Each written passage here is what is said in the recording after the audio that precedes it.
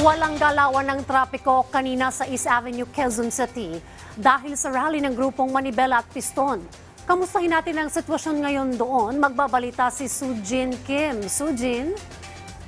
Magandang gabi, Dayan, at not so happy Monday sa unang araw ng pasok para sa linggong ito. Ngayong araw nagsimula ang transport strike ng grupong Piston at Manibela na nagdulot ng mabigat na traffic sa ilang pangunahing kalsada. Nandito kami ngayon actually sa East Avenue dito sa Quezon City at ang nakikita nyo ngayong traffic ay ang papunta at palabas ng EDSA. Kaninang alas 5 ng hapon, dumaan din kami sa bandang Quezon City Circle at doon naman kanina kahit siguro 1 kilometro lang ang layo ng pupuntahan, aabutin ka pa rin ng matagal na hintayan sa kalsada. Bumagal at huminto ang usad ng mga sasakyan dito sa East Avenue at maging sa Quezon City Circle matapos iharang ng mga miyembro ng Piston at Manibela ang kanilang mga pamasadang sasakyan dahil nga sa pagtutol nila sa PUV modernization.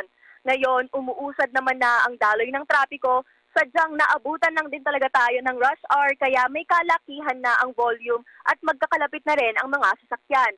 Para maalalayan naman ang mga motorista, nasa lansangan ngayon ang mga traffic enforcer ng Metro Manila Development Authority o MMDA at handa rin ang mga medical staff sakaling may aberya o insidenteng mangyari.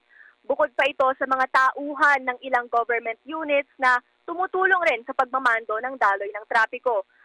Karagdagang paalala na lang din sa mga opisyal, sa mga nagko-commute, magbaon at uminom ng maraming tubig kahit pa wala ng araw.